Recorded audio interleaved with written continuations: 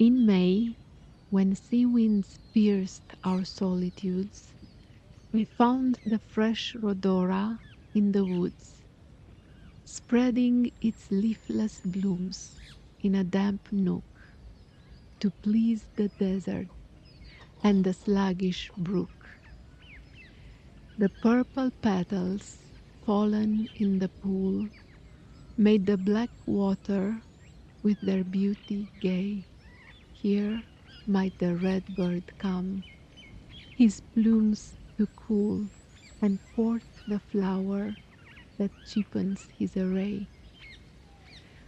Rhodora, if the sages ask thee why this charm is wasted on the earth and sky, tell them, dear, that if eyes were made for seeing, then beauty is its own excuse for being. Why thou wert there, O rival of the rose, I never thought to ask, I never knew.